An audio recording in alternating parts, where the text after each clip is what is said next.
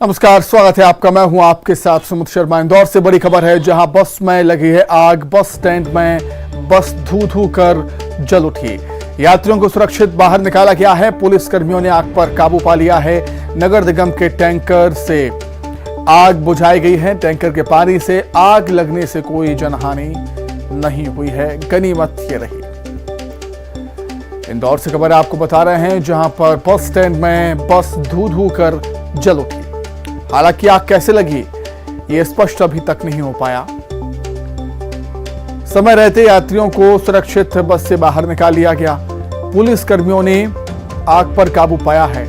नगर निगम के टैंकर्स के पानी से आग बुझाई गई। आग लगने से कोई जनहानि नहीं हुई। अधिक जानकारी के लिए बातचीत करेंगे। संवाददाता विकास सिंह चौहान जुड़े हुए हैं फोन पर। विकास, क्या जानकारी है, आग कैसे लगी थी? तो यात्रियों को सुरक्षित बाहर निकाल लिया गया समय रहते, और कोई भी जनहानि इस हादसे में नहीं हुई है। ये गनीमत रही। और जैसे ही आग लगने की जानकारी पुलिस को मिलती है, पुलिस वहां पर पहुंचती है और नगर निगम के पानी के टैंकर से ये आग बुझाई गई। पुलिस कर्मियों ने आग पर काबू पाया है। नगर निगम के पानी के टैंकर से आग बुझाई गई है। अधिक जानकारी के लिए बात करेंगे विकास से। विकास, क्या जानकारी है, आखिर बस में आग कैसे लगी थी, ये पता चल पाया क्या? जी बिल्कुल, इंदौर के विजयनगर थाना अंतर्गत सत्यसाही बस स्टॉप के पास की घटना है, जहां आई बस जो BRTS कॉरिडोर में चल रही थी, उसी दौरान सत्यसाही जो बस स्टॉप है उसके पास अचानक आग लगी। आग लगने के कारण अब तक स्पष्ट नहीं हो सके हैं। जिस वक्त की घटना पेश आई उस दौरान कुछ यात्री भी इस बस में सवार थे, ऐसी शुरुआती तौर पर जानकारी मिली है। लेकिन सभी को समय रहते सुरक्षित बाहर निकाल लिया गया और पास में ही नगर निगम के जोन से नगर निगम के पानी के टैंकर बुलाकर स्थानीय जो थाने के पुलिसकर्मी हैं उन सभी ने आग पर नियंत्रण पा लिया। किसी प्रकार के किसी की हताहत होने की जानकारी अब तक नहीं है और आग पर पूरी तरीके से नियंत्रण पा लिया गया। बहरहाल जो बस थी, इस बस में CCTV लगे होते हैं। इनका एक कमांड एंड कंट्रोल रूम भी बना हुआ होता है। उन सब के मार्फत पुलिस के साथ साथ जो स्थानीय जो एजेंसी वो जांच करेगी कि आखिर आग किन कारणों से लगी, उसकी जांच की जाएगी। नगर निगम के टैंकर के पानी से आग बुझाई गई है। विकास, क्या फायर ब्रिगेड की टीम जल्दी नहीं पहुंच पाई थी या फिर जो टैंकर था पास में ही था, इस वजह से नगर निगम के टैंकर को बुला लिया गया? बिल्कुल, तात्कालिक व्यवस्था के लिहाज से क्योंकि जिस जगह घटना पेश आई उसके पास में ही नगर निगम का जोन है और नगर निगम के टैंकर के माध्यम से और तत्काल जो स्थानीय विजयनगर थाने के पुलिसकर्मी थे उन सब की सतर्कता दिखाते हुए तत्काल आग पर नियंत्रण पा लिया। बहरहाल कुछ ही देर बाद घटना की जानकारी मिलते ही दमकल की टीम भी मौके पर पहुंच चुकी थी। उसने भी अंत में जो अपने प्रयास थे वो सारे प्रयास किए थे, लेकिन शुरुआती तौर पर ही आग पर नियंत्रण पा लिया गया और उसके लिए पर्याप्त इंतजाम किए गए थे। बहरहाल सबसे बड़ी बात यही है कि किसी प्रकार की हताहत होने की जानकारी अब तक नहीं मिली है और जो टीम है वो अब जांच का दावा कर रही है कि आखिर आग लगने के क्या कारण थे, किस वजह से ये आग लगी। क्योंकि इससे पहले भी एक बार BRTS में ही दौड़ रही आई बस पर आग लगी थी, उसमें भी तकनीकी तौर पर जांच की गई थी कि आखिर किस वजह से ये आग लगी। ठीक है विकास, बहुत शुक्रिया आपका जुड़ने के लिए और तमाम जानकारी के लिए। तो नगर निगम के टैंकर, पानी के टैंकर से आग को बुझाया गया और पानी का टैंकर पास में ही था। इस वजह से जो तत्काल सुविधा थी, जो इंतजाम थे वो किए गए और नगर निगम के पानी के टैंकर से आग पर काबू पाया गया। हालांकि आग कैसे लगी ये अभी स्पष्ट नहीं हो पाया है और जो भी इंतजाम तत्काल करने थे वो किए गए। फायर ब्रिगेड की टीम पहुंच पाती उससे पहले ही नगर निगम के पानी के टैंकर से आग बुझा दी गई। रतलाम से बड़ी खबर है, जहां पर विधायक ने यूरिया की लूट करवाई। वेयर हाउस का शटर खुलवाकर लूट करवाई है यूरिया की। किसानों को कहा, आओ उठा ले जाओ यूरिया। विधायक ने अधिकारियों को धमकी दी है। यूरिया की किल्लत से किसान परेशान हैं, ग्रामीण परेशान हैं। आलोट से कांग्रेस के विधायक हैं मनोज चावला।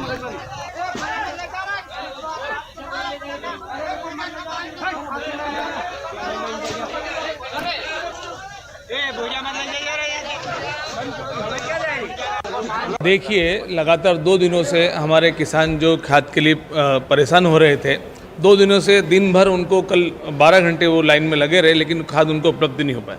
मेरी लगातार अधिकारियों से मैं निर्देश दे रहा था कि आप उनको खाद उपलब्ध कराने की व्यवस्था करें, लेकिन आज मुझे खुद जाना पड़ा और व्यवस्था बनानी पड़ी।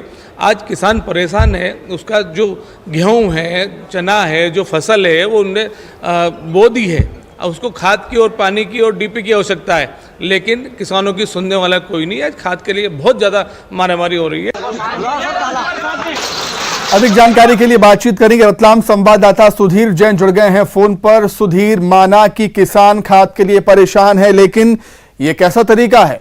आप शटर खोल के बोलेंगे कि लूट ले जाइए?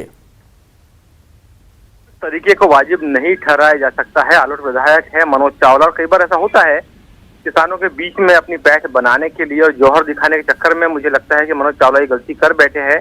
अब खबर यही है कि अब जो यूरिया की बोरी है उनका मिलान किया जाएगा, और उसके बाद यही खबर आ रही है निकल के सामने कि हो सकता है कि विधायक के खिलाफ भी प्राथमिकी जो है FIR दर्ज की जाएगी। ऐसी बात भी निकल के सामने आई है। हालांकि 2 दिन से किसान परेशान थे। सिर्फ आलोट ही नहीं बल्कि रतलाम में भी हमने देखा कि कई बार जिन सेंटर्स पे यूरिया का वितरण हो रहा है वहाँ सर्वर डाउन होने की वजह से किसानों को यूरिया नहीं मिल पा रहा है। तो पूरे जिले में किसान पर्याप्त मात्रा में यूरिया बताया जा रहा है, लेकिन वितरण की जो व्यवस्था है वो सुचारू नहीं है, वो पर्याप्त नहीं है। क्योंकि लगातार जो है कलेक्टर VC कर रहे हैं, भोपाल से भी आला अधिकारी VC कर रहे हैं, लेकिन जो डिस्ट्रीब्यूशन है उसमें कहीं ना कहीं दिक्कत आ रही है, और यही वजह है कि इस तरह की घटनाएं अब देखने को मिल रही है। जी बिल्कुल सुधीर, विधायक कह रहे हैं कि उन्होंने कई बार कहा अधिकारियों ने सुनी नहीं, इसकी भी जांच होनी चाहिए, इसकी भी शिकायत होनी चाहिए, लेकिन एक जनप्रतिनिधि का ये तरीका कतई वाजिब नहीं है। जी बिल्कुल वाजिब नहीं ठहराया जा सकता इस तरह के तरीके को, क्योंकि लूट है। अगर हम देखें कि आप ये ले जाइए मतलब ये लुटवा रहे हैं, तो ये तरीका वाजिब नहीं ठहराया जा सकता है। क्योंकि और उनका सुधीर ये कहना था कि व्यवस्था मैंने कराई है, ऐसे में व्यवस्था और बिगड़ भी सकती है, क्योंकि आपने सीधा बोल दिया किसानों को आइए लूट लीजिए। ये बिल्कुल गलत है, ये तरीका गलत है, इसको वाजिब नहीं ठहराया जा सकता। हाँ, ये हो सकता है कि आप इनसे जो इनकी पावती होती है उसकी फोटोकॉपी, आपके आधार कार्ड की कॉपी यहाँ पे रखवाते, और जो सिंगल जितनी आपको बोरी चाहिए, 1 या 2 बोरी हर किसान को मिल रही है, उसका डिस्ट्रीब्यूशन अगर करवाते तो फिर वो कहीं ना कहीं जाए जहाँ ठहराया जा सकता था। इसी तरह का मामला कल भी रतलाम में सामने आया था। तो यहाँ के जो लोकल विधायक है ग्रामीण के, वो पहुंचे थे, क्योंकि सर्वर बार बार डाउन हो रहा है। ये एक बड़ी समस्या पूरे मध्य प्रदेश में आ रही है, इसकी वजह से यूरिया का डिस्ट्रीब्यूशन नहीं हो रहा है। तो मैनुअल तरीके से उन्होंने यहाँ पे जो है यूरिया बंटवाया था। तो ये तरीके ये भी अख्तियार कर सकते थे, लेकिन मुझे लगता है कहने के मनोज चावला भूल गए। कई बार ऐसा होता है जौहर दिखाने के चक्कर में, और आज बड़ी गलती कर बैठे मनोज यहाँ पे। सुधीर, और जैसा कि मैं फिर से एक बार जो विधायक हैं उनकी बात का जिक्र करना चाहूंगा। उन्होंने ये कहा था कि कोई सुन नहीं रहा था, अधिकारी सुन नहीं रहे थे, इसलिए मैंने व्यवस्था करी। ऐसे में व्यवस्थाएं बिगड़ती हैं, क्योंकि लिखा पढ़ी का कोई काम होता है सोसाइटियों में, जहां भी यूरिया का भंडार रखा हुआ है, खाद का भंडार है, वहां पर लिखा पढ़ी का काम होता है, किसानों के नाम रजिस्टर होते हैं, उनको यूरिया दिया जाता है। लेकिन यहां तो एक जनप्रतिनिधि ने साफ तौर पर सरेआम लूट करवाई है। जी बिल्कुल, अब उसके खिलाफ खबर यही है कि हो सकता है कि FIR हो, क्योंकि अब मिलान होगा कि कितनी वहाँ पे जो बोरियां रखी हुई थी यहाँ पे गोदाम के अंदर, कितनी बोरियां यहाँ पे ले जाई गई है। तो मिलान होगा और उसके बाद तय होगा कि आखिर किस तरह की कार्रवाई जिला प्रशासन है या लोकल पुलिस है वो विधायक के खिलाफ करती है। लेकिन इस घटना के बाद में जो है लोग जो विधायक है मनोज चावला, वो रतलाम कलेक्टर से मिलने भी आए थे। करीब आधा घंटे तक की उनकी मीटिंग भी हुई, और उसके बाद जो है कलेक्टर VC में चले गए यहाँ पे। तो कलेक्टर से हमारी चर्चा नहीं हो पाई। हालांकि अब देखना यह है कि किस तरह के एक्शन लिए जाएंगे। कलेक्टर भी लगातार चर्चा कर रहे हैं, जो गोदाम है जहां से यूरिया का डिस्ट्रीब्यूशन होना है कई जगह से, वहां उनकी संख्या बढ़ाई जाए, इस तरह की बातें भी सामने आ रही है। लेकिन जो ऐसे किसान जिनके खाते सोसाइटियों में नहीं है, उन्हें नगद राशि पे सोसाइटियों से जो यूरिया नहीं मिल रहा है, जिसकी वजह से इस तरह की समस्या लगातार सामने आ रही है। क्योंकि अभी कल रात में भी VC थी और अभी भी शाम को VC चल रही है। तो अब देखना यह है कि किस तरह के जो एहतियाती कदम है यूरिया डिस्ट्रीब्यूशन के, वो प्रशासन उठाता है। अब ये देखने वाली बात है। बिल्कुल सुधीर, और इलाके में हम कहें पूरे प्रदेश में भी एक गलत मैसेज भी जाता है, जो कृत्य किया है विधायक जी ने, कि किसानों को बोल दिया कि आइए और लूट ले जाइए, क्योंकि एक दूसरे से देखकर ही लोग सीखते हैं, और एक गलत मैसेज भी जाएगा इससे, जो किया है विधायक ने। देखिए, अमूमन मालवा में इस तरह के मामले देखने को बहुत कम मिलते हैं। जहां तक मेरा जानकारी है, पिछले कई सालों से मैं देख रहा हूँ, इस तरह के मामले है, कमी पड़ती है यूरिया की, लेकिन आप लूट ले जाइए, ये थोड़ा सा मैसेज जो है ये गलत सही नहीं कहा जा सकता, गलत है कहीं ना कहीं ये। हाँ, आप वहाँ रुकते, आप लाइन लगवाते, आप जो मैनेजर है यूरिया गोदाम का उसको बुला के बोलते कि इनसे मैनुअल लीजिए आप, और इसमें जो ये थंब इम्प्रेशन लगता है वो मत कीजिए। अगर सर्वर डाउन है तो आप सबसे आधार कार्ड की फोटो रखवाते, आपकी ये जो पावती उसकी फोटोकॉपी आप रखवाते हैं, उनसे कैश जो पैसा लेना है 300-400 रुपए वो लेते हैं और उसके बाद आप मैन्युअली सबको डिस्ट्रीब्यूट करते हैं। तो इस तरीके को मुझे लगता है सही माना जा सकता था, लेकिन कहना यह है कि 2 दिन हो गए हैं, 2 दिनों से लगातार किसान परेशान है, तो मैंने यहाँ पे आके बंटवा दिया, व्यवस्था बना दी, तो इसे जायज नहीं ठहराया जा सकता है। जी बिल्कुल बिल्कुल ठीक बात है। तरीके और भी हो सकते थे, विकल्प और भी हो सकते थे, लेकिन सरेआम किसानों से यूरिया की लूट करवाना बिल्कुल भी गलत। बहुत धन्यवाद आपका सुधीर। भोपाल से बड़ी खबर, राजाभोज एयरपोर्ट पर 3 फ्लाइट रद्द हुई हैं। इंडिगो की फ्लाइट कैंसिल हुई है। मुंबई, बेंगलुरु और दिल्ली की उड़ानें रद्द कर दी गई। तकनीकी समस्या के चलते उड़ानों को कैंसिल कर दिया गया है। दिल्ली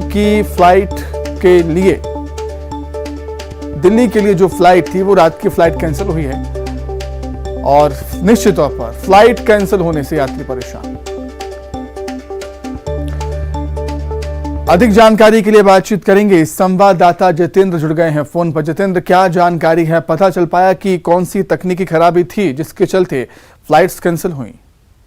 देखिए सर, हालांकि तीनों जो फ्लाइट हैं कैंसिल की गई हैं, जिसमें बेंगलोर, मुंबई और दिल्ली जाने वाले यात्रियों को खासी परेशानी का सामना करना पड़ा, क्योंकि उन्हें अर्जेंट काम से निकलना था। मगर जब उन्हें सूचना मिली, उनके मोबाइल पर मैसेज आया कि अब ये जो है तीनों इंडिगो एयरलाइंस की फ्लाइट कैंसिल कर दी गई है, उसके चलते उनके कई जरूरी काम अटक गए हैं। हालांकि अब उनके लिए कोई वैकल्पिक व्यवस्था की जरूर बात की जा रही, मगर कहीं ना कहीं उनके जो इमरजेंसी के वर्क थे वो सारे के सारे पेंडिंग और कैंसिल हो चुके हैं। तो कह सकते हैं राजाभोज एयरपोर्ट पर ऑपरेट होने वाली एयर इंडिगो की जो फ्लाइट है वो अब रात वाली फ्लाइट भी और सुबह वाली फ्लाइट के जो यात्री हैं वो अपने गंतव्य पर नहीं पहुंच पा रहे, उसके चलते उन्हें काफी दिक्कत का सामना करना पड़ रहा है। टेक्निकल इश्यू इसकी वजह बताई जा रही है समेत, हालांकि टेक्निकल इश्यू क्या रहा उसका स्पष्ट खुलासा नहीं हो पाया है। ठीक है जितेंद्र, आपका बहुत धन्यवाद, तमाम जानकारी के लिए बहुत शुक्रिया। भोपाल से बड़ी खबर, अंतरराज्यीय चरस तस्कर के सदस्य गिरफ्तार हुए। पुलिस ने इन तस्करों को गिरफ्तार किया है। 4 लाख रुपए कीमत की 400 ग्राम चरस बरामद हुई। ग्वालियर के वोडापुर क्षेत्र का रहने वाला है आरोपी। मुंबई में रहकर ये चरस की तस्करी किया करता था। मुंबई से सड़क के रास्ते से ये भोपाल आया हुआ था। जहांगीराबाद में ये ग्राहक का इंतजार कर रहा था। फुटकर विक्रेताओं के संबंध में जहांगीराबाद पुलिस की पूछताछ जारी है।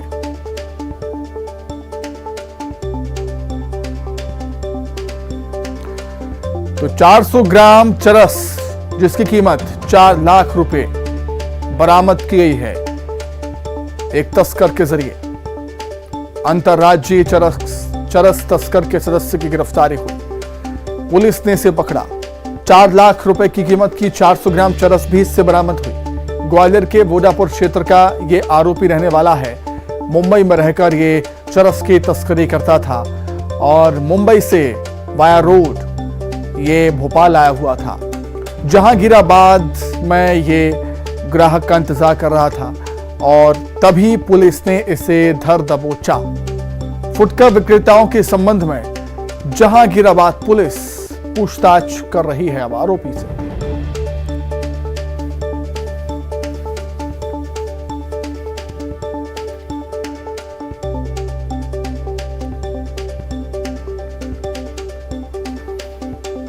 तो अंतरराज्यीय चरस तस्कर के सदस्य की गिरफ्तारी हुई राजधानी भोपाल में। पुलिस ने इस तस्कर को पकड़ा है और इस तस्कर के कब्जे से 4 लाख रुपए कीमत की 400 ग्राम चरस भी बरामद हुई। ग्वालियर के वोडापुर क्षेत्र का ये रहने वाला है। मुंबई में रहकर ये चरस की तस्करी किया करता था। मुंबई से सड़क के रास्ते ये भोपाल आया हुआ था। जहांगीराबाद में ये ग्राहक का इंतजार कर रहा था। अधिक जानकारी के लिए हम बातचीत करेंगे। संवाददाता मनोज राठौर जुड़ गए हैं हमारे साथ फोन पर। मनोज, नशे पर नकेल कसने के लिए एक बड़ी लीड हम कह सकते हैं पुलिस को मिली है। जी बिल्कुल, लगातार जहांगीराबाद पुलिस को ये जानकारी मिल रही थी कि जो अंतर्राज्यीय चरस तस्कर की जो गैंग है उसका एक सदस्य राजधानी भोपाल में सक्रिय। और खास बात ये थी कि जहांगीराबाद इलाके में वो चरस की सप्लाई कर रहा था। चरस को मुंबई से लाके यहाँ पे ग्राहकों को उपलब्ध करा रहा था। यही कारण था कि लगातार मॉनिटरिंग की गई और उसके बाद जब आरोपी मुंबई से चरस की तस्करी करने के लिए भोपाल पहुंचा और जहांगीराबाद इलाके में जब वह कस्टमर की तलाश में था जिन आरोपियों को देना था चरस, उनके इंतजार में था। इसी दौरान घेराबंदी करके जहांगीराबाद थाना पुलिस ने आरोपी को गिरफ्तार कर दिया। करीब 400 ग्राम चरस आरोपी से बरामद की गई है, जिसकी कीमत 4 लाख बताई जा रही है। ग्वालियर के बोर्डापुर क्षेत्र का रहने वाला ये आरोपी है। फिलहाल जहांगीराबाद में किन किन जो आरोपी है जो इस पूरी चेन से जुड़े हैं उन्हें इस चरस मुहैया करा रहा था, जिसकी जानकारी लगी है पुलिस के हाथ। तो देखने वाली बात होगी पूछताछ में क्या कुछ निकलकर सामने आता है। मनोज, बहुत धन्यवाद है आपका जुड़ने के लिए। आगे बढ़ते हैं। रायपुर से बड़ी खबर, तेलीबांधा रोड सौंदर्यीकरण टेंडर घोटाले का मामला है। नेता प्रतिपक्ष और निगम आयुक्त के बीच तीखी बहस हुई है। टेंडर घोटाले पर कार्रवाई की मांग को लेकर बहस हुई। जोन 10 में टेंडर घोटाले को लेकर तीखी बहस हुई है। नगर निगम आयुक्त से मिलने गया था बीजेपी पार्षद दल। बहस का वीडियो भी सामने आया है। संपत्ति मेरी नहीं है, उस पे हटाना है। मेरी बात सुनिए, आप क्या बोल सकते हैं? आप क्या कर किसी सकते हैं? किसी भी क्षेत्र के लिए 100 रुपया सैंक्शन हुआ। आपकी जिम्मेदारी क्या बन रही है? 2 करोड़ का काम मेरी जिम्मेदारी जो बन रही है मैंने कर दिया है ऑलरेडी मैडम। मैंने टेंडर निरस्त कर दिया है। मैंने जांच समिति में उससे क्या होगा? टेंडर निरस्त जो गलती होगी पकड़ में आएगी। नहीं, टेंडर निरस्त करने से क्या होगा? आप क्या उससे ये होगा निर्माण हुआ है उसको हटाया जाएगा। हटाने फिर वही बात, वो संपत्ति मेरी नहीं है, उस पे हटाना है। मेरी बात सुनिए, मैं भी इसीलिए मैडम आपको बोल रहा हूँ कि मैं कागज पे ठीक रह काम गलत हुआ है, लगातार भ्रष्टाचार। तो गलत हुआ है मैडम, ये आप बोल रहे हैं ना। आपको नहीं लग रहा है गलत हुआ है? मैडम मेरे वही मैं आपको अभी यही समझा रहा था कि मेरे लगने ना लगने से फर्क नहीं पड़ता, मुझे कागज ठीक करना है। सर आप आइए, आप क्या बोल सकते हैं? आप क्या कर किसी सकते हैं? 2 करोड़ किसी का भी काम है। क्षेत्र के लिए 100 रुपया सैंक्शन आपकी हुआ। जिम्मेदारी क्या बन रही है? 2 करोड़ का काम मेरी जिम्मेदारी जो बन रही है मैंने कर दिया है ऑलरेडी मैडम। मैंने टेंडर निरस्त कर दिया है। मैंने जांच समिति में उससे क्या होगा? टेंडर निरस्त जो गलती होगी पकड़ में आएगी। नहीं, टेंडर निरस्त करने से क्या होगा? आप क्या उससे ये होगा निर्माण हुआ है उसको हटाया जाएगा। हटाने फिर वही बात, वो संपत्ति मेरी नहीं है, उस पे हटाना है। मेरी बात सुनिए, मैं भी इसीलिए मैडम आपको बोल रहा हूँ कि मैं कागज पे ठीक रह काम गलत हुआ है, लगातार भ्रष्टाचार। तो गलत हुआ है मैडम, ये आप बोल रहे हैं ना। आपको नहीं लग रहा है गलत हुआ है? मैडम मेरे वही मैं आपको अभी यही समझा रहा था कि मेरे लगने ना लगने से फर्क नहीं पड़ता, मुझे कागज ठीक करना है। सर आप आइए, आप क्या अधिक जानकारी के लिए हम बातचीत करेंगे। संवाददाता युगल तिवारी जुड़ गए हैं फोन पर। युगल, अक्सर हमने देखा है किसी भी जांच की मांग को लेकर राजनेता में और अधिकारी में इस तरह के विवाद होते हैं और इसका वीडियो भी अब सामने आया है। देखिए, बिल्कुल ये जोन क्रमांक 10 का है, जिसके टेंडर को लेकर के टेंडर नहीं जारी करने और काम पूरा करने का ये पूरा मामला है।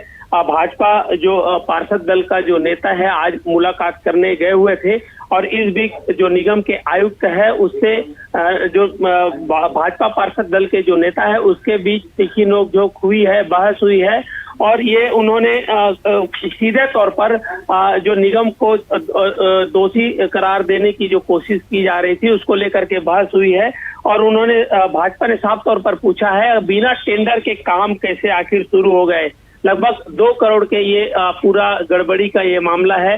भाजपा लगातार आरोप लगा रही है कि बिना टेंडर के काम हो रहे हैं और इस तरह से बड़ी गड़बड़ी है, बड़ी अनियमितता है, उसे अंजाम दिया जा रहा है और अधिकारियों को पता नहीं है। तो सीधे तौर पर गलती मानने की बात हो रही थी और इसी को लेकर के पूरा ये बहस है निगम आयुक्त के साथ भाजपा के जो पार्षद दल के जो नेता है उनके बीच हुई और सभी जो पार्षद हैं वो मुलाकात करने गए हुए थे और हालांकि इस टेंडर की जो प्रक्रिया है उसे पूरी तरह से निरस्त कर दिया गया है। अब सवाल ये है कि आगे किस तरह से कार्रवाई होगी। अगर बिना टेंडर का काम हुआ है तो इसके लिए दोषी कौन है, कौन अधिकारी है जो जिम्मेदार होगा, किस तरह की कार्रवाई होगी, ये आने वाला वक्त बताएगा। लेकिन इस तरह से जो बहस का जो वीडियो है वो सीधा सीधा वायरल हो रहा है और निगम के आयुक्त है उन्होंने भी साफ तौर पर कहा है कि मेरी किसी तरह की संलिप्तता है नहीं, अगर चाहे तो इसकी शिकायत ऊपर भी कर सकते हैं। लेकिन जिस तरह से वीडियो वायरल भी हो रहा है और बहस हुई है, ये तय है कि भाजपा कोई भी मुद्दे पर चुप रहना नहीं चाहती है और इस तरह के जब टेंडर घोटाले जब सामने आए हैं तो उसे जमकर इस मामले को उठा भी रही है। जी बिल्कुल, बीजेपी काफी आक्रामक भी नजर आ रही है इस समय पूरे प्रदेश में। युगल, बहुत शुक्रिया आपका जुड़ने के लिए और तमाम जानकारी के लिए। नरसिंहपुर की करेली में दिल दहला देने वाला सीसीटीवी फुटेज सामने आया। इस सीसीटीवी फुटेज में हम देख सकते हैं कि एक ट्रक स्कूल जा रही 2 छात्राओं और एक युवती को कैसे रौंद देता है और इस हादसे में तीनों में से एक की मौत हो गई, जबकि घायल 2 युवतियों का अस्पताल में इलाज जारी है। आपको बता दें कि यातायात की समुचित व्यवस्था ना होने के चलते ऐसे हालात बन जाते हैं। हालांकि मामले में बताया जा रहा है कि चालक नशे में था। पुलिस मामले की जांच कर रही है। भाई ग्वालियर में सोशल मीडिया पर 51 सेकंड का वीडियो वायरल हो रहा है, जिसमें एक युवती अलग अलग हथियारों के साथ पोज देती नजर आ रही है। इसके अलावा वायरल वीडियो में कुछ फोटो युवकों के भी हैं जो हथियारों के साथ नजर आ रहे हैं। एक फोटो पर ठाकुर साहब लिखा है। वायरल वीडियो सिमरप्रीत कौर नाम की आईडी पर पोस्ट किया गया है। पुलिस ने पहली नजर में युवती के पास मौजूद हथियारों को अवैध माना है और वायरल वीडियो की जांच शुरू कर दी।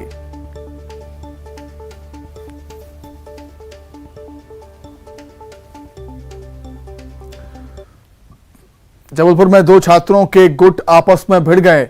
वीडियो रांझी थाना अंतर्गत व्हीकल मोड़ का बताया जा रहा है, जहां पर यह मारपीट हुई है, जहां पर यह झगड़ा हुआ है। जबलपुर इंजीनियरिंग कॉलेज के सीनियर और जूनियर छात्र आपस में भिड़ गए। किसी बात को लेकर कॉलेज में कार्यक्रम का आयोजन किया गया था। इसी कार्यक्रम की रूपरेखा को लेकर 2 पक्षों में सहमति नहीं बन पाई। विवाद हुआ। विवाद इतना बढ़ा कि मारपीट की नौबत आ गई। विवाद के बाद दोनों पक्ष एक होटल में पहुंचे तो वहां भी उनके बीच मारपीट शुरू हो गई। मारपीट में 1 दर्जन से ज्यादा छात्र घायल हो गए हैं। घटना के बाद हॉस्टल में भी जमकर तोड़फोड़ की गई है। फिलहाल मामले में 10 छात्रों को हिरासत में लिया गया है और मामले की जांच जारी है। इंजीनियरिंग कॉलेज के कुछ स्टूडेंट जो हॉस्टल में रहते हैं और जो प्राइवेट छात्रावास में रहते हैं, इनके बीच में आपस में मेमोरी तनाव है। इस बातों को लेकर इंदौर में YouTube वीडियो देखकर इलाज करना जानलेवा साबित हुआ है। यहां एक शख्स ने हाथ का दर्द दूर करने के लिए YouTube पर देखकर जंगली लौकी का जूस पिया। जूस पीने के बाद स्वर्णबाग में रहने वाले धर्मेंद्र नाम के शख्स की मौत हो गई।